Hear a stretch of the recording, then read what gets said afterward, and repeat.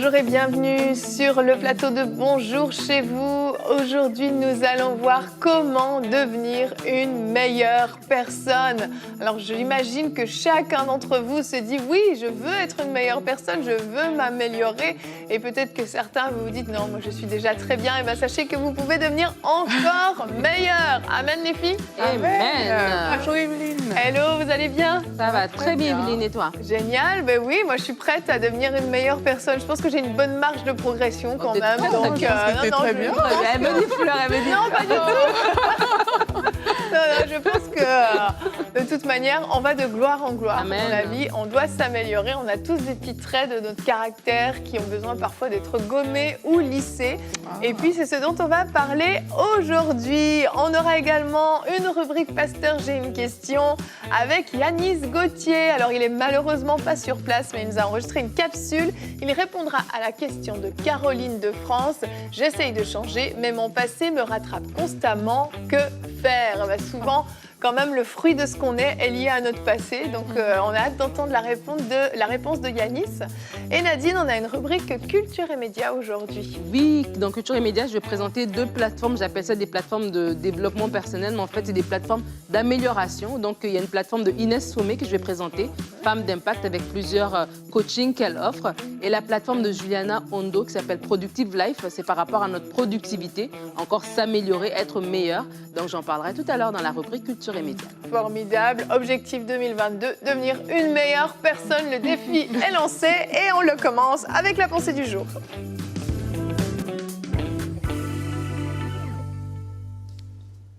Quand on parle de devenir une meilleure personne, il s'agit de laisser Christ se former en nous, de laisser sa nature, son cœur, son caractère vraiment s'imprégner en nous. Et c'est un processus individuel de transformation qui se fait dès la nouvelle naissance. Il ne s'agit bien entendu pas d'un concours de performance. Il ne s'agit pas de comparaison, de regarder à autrui et essayer de ressembler à cette personne, mais c'est vraiment le travail du Saint-Esprit en chacun de nous qui nous fait grandir dans tous les domaines. C'est un travail dans lequel la chair, elle diminue et l'Esprit de Dieu augmente de plus en plus en nous. Il prend le contrôle. Maintenant, toute personne est confrontée à cette question. Comme Evelyne l'a dit, on est appelé à aller de gloire en gloire. Dans la façon dont Dieu nous a créés, le statu quo n'existe pas en fait. Quand tu es dans le statu quo, il y a toujours quelque chose en toi qui va te pousser à changer parce qu'on a été vraiment fait pour aller de gloire en gloire. Et les gens du monde vont privilégier le développement personnel pour y arriver. Et Nadine nous en dira plus tout à l'heure. Mais dans le monde, on se limite uniquement au développement personnel, sauf que la manière avec laquelle ça fonctionne, c'est que c'est limité à des logiques humaines, c'est limité à l'entendement humain, donc au naturel. Alors qu'avec Dieu, on va voir que c'est différent, ce n'est pas juste limité à nos propres forces. Et en tant que chrétien aussi, mais on peut se dire, mais comment faire exactement de manière pratique pour devenir cette meilleure personne? Et la réponse du jour, mais c'est dans le livre de Colossiens que je l'ai trouvé. Je vous encourage à lire Colossiens 3 et Colossiens 4 en entier, mais non, on ne va pas le faire ici, parce que ça explique la vie nouvelle en Christ. Et dans Colossiens 3, je vais lire juste quelques passages, et on va ressortir 3 éléments comme ça qui vont nous aider à être transformés. La Bible dit, « Si donc vous êtes ressuscités avec Christ, recherchez les choses d'en haut où Christ est assis à la droite de Dieu. Attachez-vous aux réalités d'en haut et non à celles qui sont sur la terre. » Et puis au verset 5, il dit « Faites donc mourir en vous ce qui est terrestre, l'immoralité sexuelle, l'impureté, les passions, les mauvais désirs, la soif de posséder. » Donc il cite plusieurs choses. Et au verset 8, ça dit « Renoncez à tout cela, à la colère, la fureur, la méchanceté, la calomnie. Ne vous mentez pas les uns aux autres, car vous vous êtes dépouillés du vieil homme et de ses manières d'agir. Vous avez revêtu l'homme nouveau qui se renouvelle pour parvenir à la vraie connaissance, conformément à l'image de celui qui l'a créé. » Donc là, c'est un verset qui nous explique qu'on doit parvenir à la connaissance de celui qui nous a créés, on doit ressembler à Christ. Et pour ce faire, il y a 3 éléments qui sortent dans ce verset. La première chose, c'est qu'il faut rechercher et s'attacher aux choses d'en haut. C'est ça qui va nous rendre meilleurs. La deuxième chose, c'est de faire mourir ce qui est terrestre, se dépouiller de toutes les impuretés, des choses qu'on a citées. Et la troisième chose, c'est de revêtir l'homme nouveau.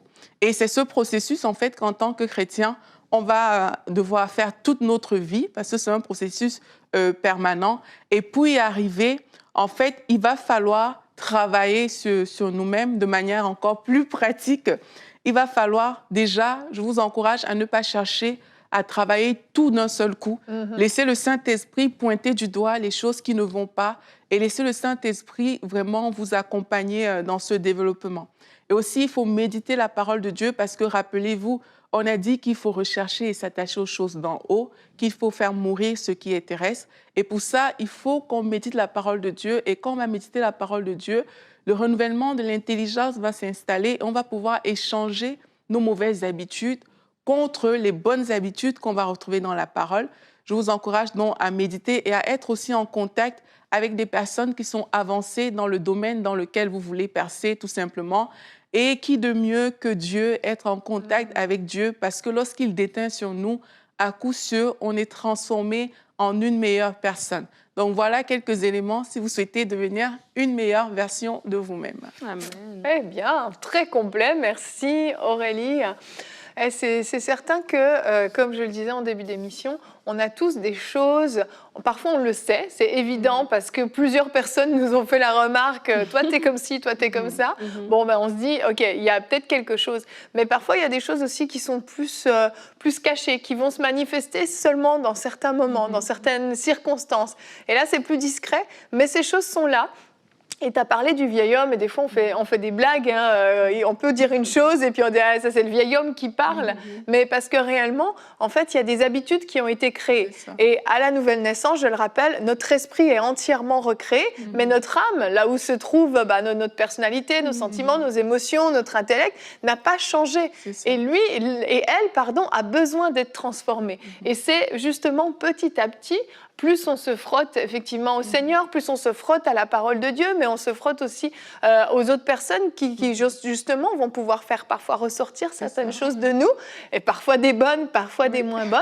Eh bien, on commence à mettre le doigt sur certaines choses, et là, avec l'aide de Dieu, avec l'aide du Saint-Esprit, eh bien oui, on va gommer certains traits de notre caractère, certains traits de personnalité qui ont besoin peut-être d'être un peu sanctifiés, et puis petit à petit, on s'améliore. C'est normal de s'améliorer. C'est pas normal en fait, comme tu dis, de rester dans un statu quo. C'est normal de s'améliorer, on doit se bonifier, on doit s'améliorer, on devient de plus en plus mature, on connaît de plus en plus la parole de Dieu. Ça doit porter du fruit à l'intérieur de nous. Et dans ce que Aurélie partageait, j'ai tellement aimé que ton premier point, c'est de dire de rechercher les choses d'en haut. Quand on parle de vouloir être une meilleure personne, c'est pas juste sur des critères physiques comme ça, là, avec des échéanciers ou bien des points que nous-mêmes on s'est donnés, mais c'est de dire en fait que nous tendons vers cette perfection, nous tendons vers Jésus en fait, de ressembler, d'avoir le caractère de Christ. Après, chaque personne a sa personnalité. On avait fait une belle émission là-dessus, sur la personnalité. Chaque personne a sa personnalité, mais le caractère doit vraiment être ce caractère de Christ. Et lorsqu'on parle d'être une meilleure personne, c'est justement d'aspirer, on est encore en début d'année, et peut-être des gens se sont donné des objectifs comme ça. Ben, moi, j'aimerais être plus patient, ou bien moi, j'aimerais être moins colérique, etc., etc. Et ça peut être des choses que nous-mêmes nous avons vues ou que les gens autour de nous ont vues, mais de dire en fait, Seigneur, et c'est vraiment au lieu de se donner nous-mêmes l'objectif et de nous-mêmes forcer, parce qu'on va peut-être réussir pendant une semaine, 2 semaines, mais après ça va être difficile, mais de dire en fait que la nature de Christ doit habiter en moi. Cette nature, et une fois qu'elle vit en moi, ben c'est normal que ces éléments-là que je n'aimais pas ne sont plus là ou qui n'étaient pas édifiants, et les éléments de Christ commencent à se manifester. Et des fois, vraiment, lorsqu'on a les yeux fixés sur les choses d'en haut, par exemple, on manque de patience, mais lorsque je médite que je dois être patient, lorsque je médite le caractère de Jésus, lorsque je laisse les fruits de l'esprit dire Saint-Esprit, tu es en moi, tes fruits doivent se manifester, ben ça va être beaucoup plus simple en fait. Et des fois, on n'a pas besoin qu'on nous répète tu manques de patience. Nous-mêmes, nous allons aspirer à ces choses-là lorsque vraiment on aura ce regard par rapport à notre caractère. Oui, et c'est vraiment de l'échange. Et ça, c'est quelque chose que moi, personnellement, j'aime beaucoup. Il y a 2 cas. Parfois, il y a des personnes qui, comme Evelyne disait tantôt, vont rien faire. Elles vont accepter le statu quo. Et voilà, je suis comme ça, vous m'acceptez comme ça. Pourtant, on voit bien que le Saint-Esprit a mis le doigt sur quelque chose. Et il y a aussi des personnes qui sont trop conscientes de leurs faiblesses, de leurs manquements et qui veulent tout embrasser d'un seul coup. Mais dans les deux cas, c'est pas comme ça que ça fonctionne parce que c'est pas par tes propres forces que tu vas le faire. Et ça, je veux encourager les gens dans ce sens, c'est que le Saint-Esprit travaille à l'intérieur de nous. C'est pas juste que, OK, j'ai un mauvais comportement à tel endroit, OK, je change. Non, il faut laisser le Saint-Esprit faire ce travail parce que si tu changes par toi-même, comme tu l'as dit Nadine, ben après un mois, pour les plus résistants, ça va, mais après, c'est mort. Pourtant, quand c'est le Saint-Esprit qui agit, c'est un travail vraiment profond qui est fait à l'intérieur et ça déracine en fait des choses qui étaient enracinées et c'est pas juste un travail de surface. Maintenant, l'échange, ça intervient au niveau où quand le Saint-Esprit te montre quelque chose, tu deviens de plus en plus conscient. Mais au lieu d'être consciente du mal, le fait de renouveler ton intelligence te rend plutôt conscience de t'attacher aux choses d'en haut, te rend conscience en fait de ce qui devrait être. Là où tu es trop conscient de, en fait, je suis pas parfaite, je suis pas ci, je suis pas ça et tout. Mais là, tu vas commencer non plus à avoir le regard centré sur toi, mais tu auras le regard centré sur Dieu. Et c'est là où il y aura un échange. Et j'encourage les gens à prier. Parfois, moi, je prie comme ça. Hein. La Bible dit qu'il y a cette personne qui a trouvé ce trésor dans ce champ. Et la personne a tout vendu pour récupérer le trésor, en parlant du royaume de Dieu. Et ça aussi, ça fait partie du royaume. Et je dis à Dieu, mais Seigneur, mais j'échange ce mauvais comportement contre celui que toi, tu as à m'offrir. Parce que c'est ça le trésor, ce que toi, tu as à m'offrir. Je veux échanger cette chose, quel que soit ce par quoi tu passes, mais tu choisis de faire cet échange. Et alors que tu le fais, ben, tu vas voir que parce que tu t'es focalisé sur les choses de Dieu, il y a des choses qui vont disparaître. On va te regarder, on ne le retrouvera plus. Parfois, tu ne verras même pas toi-même. Quand est-ce que ça s'est passé? Quand est-ce que ça a disparu? Mais les gens de ton entourage pourront attester que ben voilà, tu ne manifestes plus ces anciens traits de caractère. C'est vrai, c'est vrai. Et notre verset du jour aujourd'hui est dans 1 Samuel 10 au verset 6. « L'Esprit de l'Éternel te saisira, tu prophétiseras avec eux et tu seras changé en un autre homme. » Et en fait, l'Esprit de Dieu, non seulement peut nous saisir, mais il est surtout venu habiter en nous et il a déposé ses fruits à l'intérieur de nous. Les fruits de l'Esprit sont les meilleurs traits de caractère humain qu'on peut trouver sur la terre et ils sont là, nous les avons en fait. Et on oublie parfois. Et je me souviens de quelque chose qu'on avait fait dans la classe d'école du dimanche avec les enfants.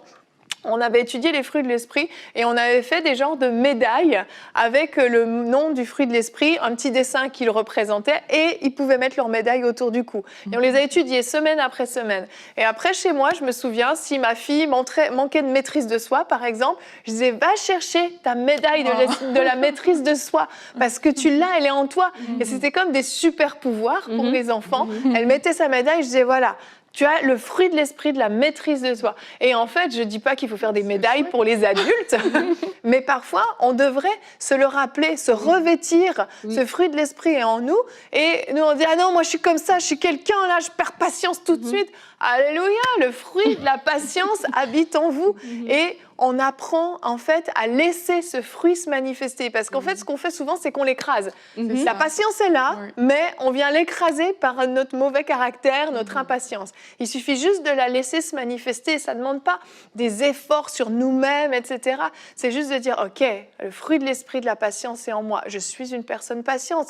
Et on apprend à laisser ce fruit se manifester. C'est pareil pour la bienveillance, c'est pareil pour la joie, pour la paix, pour tous les fruits de l'esprit.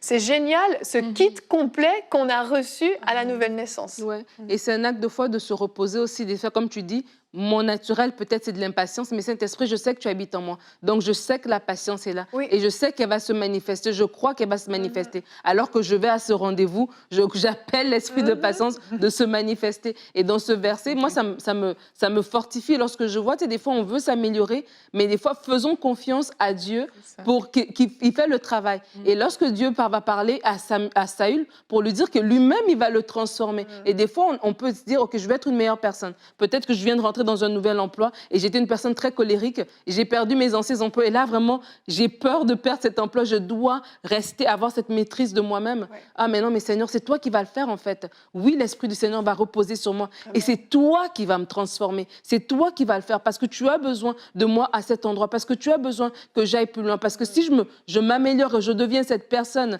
qui reflète ton caractère, Seigneur Jésus, mais je suis un témoignage pour les gens autour de moi. Je suis une source d'édification pour les gens autour de moi. Donc, des fois, quand on se rend compte que Dieu, lui aussi, il a intérêt, il a son mot dans l'affaire, il veut qu'on aille plus loin, il veut qu'on s'améliore. Ça nous aide aussi à ne pas compter sur nous-mêmes, mais à compter sur lui. Et moi, j'ai remarqué aussi que, justement, le Seigneur va te faire te frotter avec certaines personnes lorsqu'il y a des choses qui doivent quitter ta vie. Ouais. Si tu es peut-être quelqu'un de colérique, tu vas voir que peut-être tu es proche de quelqu'un qui t'énerve souvent. Un collègue de travail. Et c'est des bons signes. Parfois, on prend ça pour des choses négatives, mais c'est bon signe. Ça veut dire que à ce niveau-là, le Saint-Esprit est disponible pour faire quelque chose dans ta vie, en fait. Amen. Et j'encourage les gens à le voir comme ça. C'est pas pour se condamner, se culpabiliser. Tout le monde a un chemin à faire quelque part. Et quand vous constatez, mais c'est juste un bon signe. Et comme la Bible dit, le frère aiguise Le fer, oui, le fer aiguise Le frère aiguise le frère. C'est pas faux. Donc là, c'est parfois avec ces frottements qu'on voit aussi la différence. Je me rappelle, quand j'étais en Belgique, j'ai habité chez une dame et sincèrement, parce que je l'ai observée, j'ai vu mon caractère gagner. J'ai vu des choses changer, mais c'est parce qu'il a fallu que je me frotte à elle. Et elle avait un très bon caractère à beaucoup d'égards. Et moi, ça m'a beaucoup aidée parce que je me suis frottée à elle. Donc, ce n'est pas toujours dans le mauvais sens, comme les gens pensent. Parfois aussi, ça fonctionne dans ce sens-là. Et n'hésitons pas à aller vers d'autres personnes. Oui, il y a des gens qui sont très inspirants par leur bon caractère. Et on va maintenant écouter la réponse de Yanis. Donc, il répond à une question de Caroline de France. J'essaye de changer, mais mon passé me rattrape constamment. Que faire? Je vous laisse écouter sa réponse. À chaque fois que j'essaie d'avancer, mon passé me rattrape. Que faire? C'est une bonne question. En fait, accepter Jésus-Christ comme Seigneur et Sauveur n'est pas synonyme d'aller directement habiter dans son royaume. Pour l'instant, on reste sur la terre. Et donc, il faut composer avec ce qu'on a fait hier, ce qu'on fait aujourd'hui et ce qu'on fera demain. Lorsqu'on parle de passé, en général, ce type de question se réfère à un passé qui parfois peut générer en nous de la culpabilité, des émotions lourdes. Parfois, on pense à des choses qui ne sont pas belles, qu'on a fait, à des personnes toxiques qu'on n'a pas envie de revoir. Mais dans le passé, il n'y a pas que du mauvais. Parce qu'il ne faut pas oublier que la personne que vous êtes aujourd'hui est la somme de tout ce que vous avez fait hier. Vous avez reçu une éducation, vous avez eu des camarades, vous avez appris des valeurs. Bref, il y a des belles choses quand même que vous avez fait dans votre passé. Donc, tout n'est pas à mettre à la poubelle. Maintenant, il est clair que aujourd'hui, il y a des choix qui s'imposent. Je me souviens que lorsque je suis sorti de prison, j'avais deux options. Soit je restais en connexion avec mes camarades d'hier, soit littéralement je coupais les ponts. Et par rapport à la question qui est posée, mon passé me rattrape, eh bien, j'ai envie de dire que si votre passé vous rattrape, c'est qu'il y a forcément une porte qui est ouverte. Et les portes aujourd'hui, on le sait, il y en a plein. Ça peut être Internet, ça peut être le téléphone, les réseaux sociaux. Bref, une personne toxique qui a fait partie de notre vie hier peut rebondir, ressurgir à tout moment dans notre vie. Et c'est pas comme auparavant où moi personnellement j'ai déménagé. J'ai déménagé à 100 km parce que je ne voulais plus avoir de relation avec les personnes que j'avais côtoyées hier. Elles n'étaient pas toutes mauvaises, mais quand même j'avais peur. J'avais peur parce que j'étais fragile, parce que j'étais influençable, parce que j'étais vulnérable.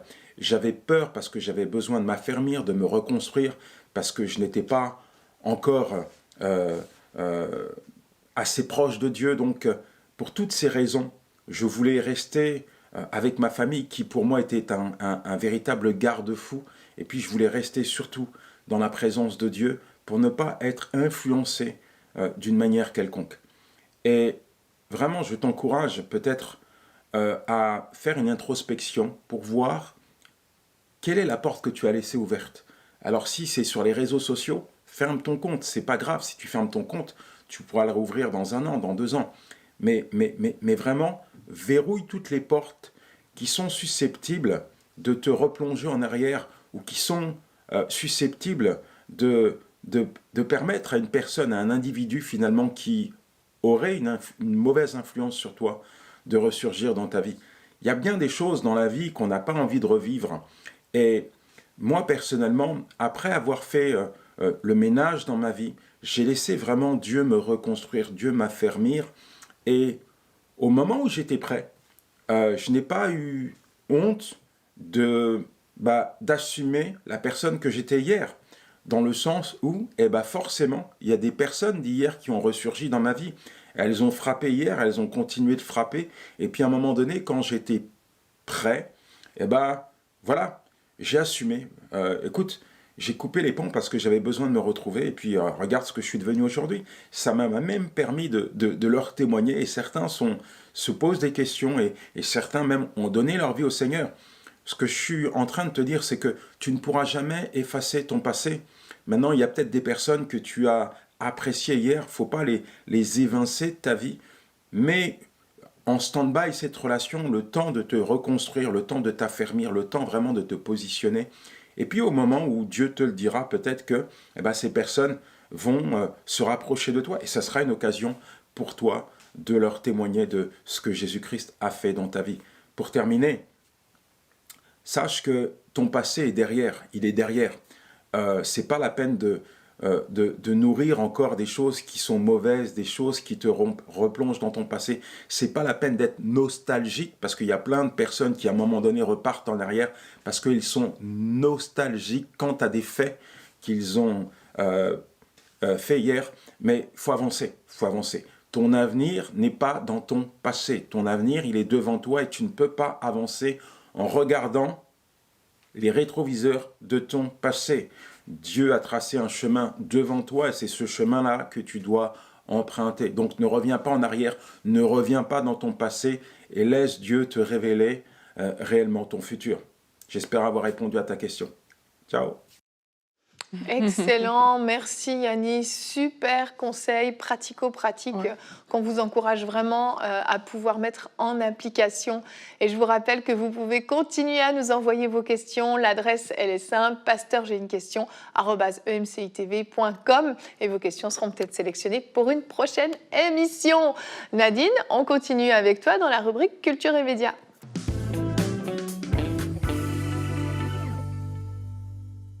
Alors, comme je disais en début d'émission, je partage 2 plateformes qui vont être très intéressantes si vous désirez vous améliorer, si vous désirez aller plus loin. Et la première plateforme est de Inès Fomé. C'est une dame qu'on a reçue sur le plateau de Bonjour chez vous. Dans notre ancien plateau, elle était venue une fois. Elle est aussi venue sur Parole de Femmes faire des émissions sur le leadership. Et Inès Fomé a une plateforme qui s'appelle Femmes d'Impact.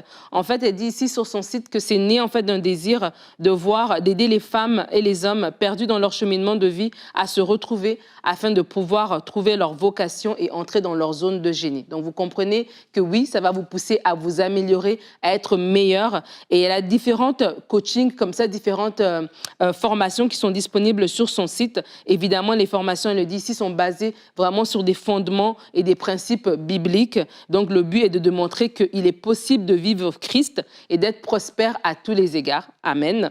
Et donc, elle nous donne plusieurs cours. Il y a un cours qui s'appelle le cours digital Épouses d'impact. Donc, c'est vraiment pour aider les épouses au niveau des relations, outiller les femmes à ce niveau-là. C'est des cours c'est des programmes qui s'offrent sur une durée de 8 semaines. Il y a certains programmes qui sont individuels, donc il n'y a pas de durée, c'est selon votre progression. Elle a un programme aussi Leader d'impact, qui est un programme d'accompagnement de groupes en ligne. L'objectif, c'est de permettre à chaque professionnel de s'asseoir vraiment dans son identité en Christ, de comprendre ses dons et ses talents, etc. La productivité, gérer les limites et tout ça. Elle a un cours aussi pour les entrepreneurs. Donc, si vous êtes un entrepreneur, on sait que dans les dernières années, plusieurs personnes ont découvert qu'ils avaient en eux cette fibre entrepreneuriale. Et donc, elle offre aussi des cours par rapport à l'entrepreneuriat. Vous pouvez trouver toutes ces informations si vous allez sur Internet, inesfomé.com. Et vous trouverez l'information et vous pourrez contacter Inès pour un cours si ça vous intéresse. La deuxième plateforme que j'aimerais présenter, c'est Productive Life. Productive Life, qui est une plateforme de Juliana Hondo. Et cette plateforme, en fait, c'est une école de productivité 100% digitale. C'est depuis 2019, plus de 1000 étudiants. Et la pédagogie sur cette école s'articule autour du principe de formation continue, exercice maison et avec des masterclass. Et il y a des ateliers aussi. Il y en a des ateliers et des masterclass qui sont gratuites, d'autres qui sont sous abonnement. Et en fait, l'idée, c'est vraiment de nous aider à nous améliorer. Et quelques-unes des masterclass que propose Juliana Hondo, qui est aussi maman et pasteur. Elle offre plusieurs masterclass comme 7 étapes pour se redécouvrir et rédiger sa vision, construire son plan d'action pour passer du rêve à la réalité, comment améliorer, élaborer des objectifs SMART, les clés d'une organisation efficace, comment donner la priorité aux priorités, j'aime bien celle-là, comment activer la puissance de la focalisation, l'autodiscipline, vaincre la procrastination, l'importance des relations. Elle a énormément de ressources, je ne vais pas toutes les nommer, mais bref, l'idée, c'est vraiment de nous aider à nous améliorer, à aller plus loin. Et je vous partage un témoignage d'un étudiant. J'ai dit qu'il y avait plus de 1000 étudiants qui sont passés par l'école Productive Life. Et il y a un étudiant qui dit ici, cette école m'a permis, dans un premier temps, de me repositionner, d'avoir confiance en moi et de faire un tri autour de moi jusqu'à ce que chaque parole imprègne mon être et me pousse à faire des choses autrement. Je n'ai pas atteint l'objectif que je voulais, mais ce que j'ai reçu m'amènera encore plus loin. Donc, ça veut dire, ça me montre qu'on peut toujours s'améliorer. Donc, on arrive à un certain stade, j'ai pris des outils, j'ai pris quelque chose, ça m'aide à aller encore plus loin. Et c'est ce que Juliana offre avec ce programme ici. Vous pouvez trouver toute l'information sur productivelife.com. Merci Nadine, 2 belles découvertes, vraiment. Il y a plein de belles choses qui se font et vous voyez plein de solutions pour faire de vous une meilleure personne.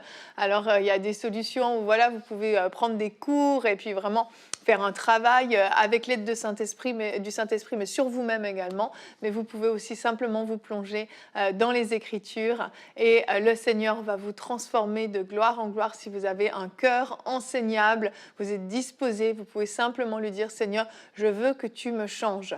Change-moi, viens gommer certains traits de mon caractère. Fais de moi une meilleure personne. Je veux ressembler toujours plus à Jésus-Christ. » Et je crois que Dieu aime ce genre de prière. Quand on lui donne l'accès pour qu'il puisse venir nous transformer, Dieu répond à ce genre de prière et il va intervenir dans vos vies.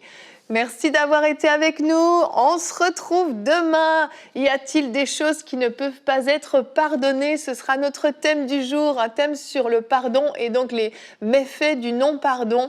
Une émission très intéressante et très importante. Et nous aurons la rubrique C'est mon histoire avec Nouna Matar. Vous vous souvenez, elle était venue dans la rubrique Culture et Médias. Et bien là, elle a partagé son histoire. Elle a pardonné à l'assassin de son père. Et oui, il y a des choses qui sont très difficiles à pardonner, mais par la grâce de Dieu, on peut y arriver. Donc ne manquez pas l'émission de demain, particulièrement si vous êtes concerné par le thème. Vous savez que vous avez un problème de non-pardon. Ne manquez pas cette émission et donnez l'opportunité au Saint-Esprit de venir travailler vos cœurs. À demain et bonjour chez vous.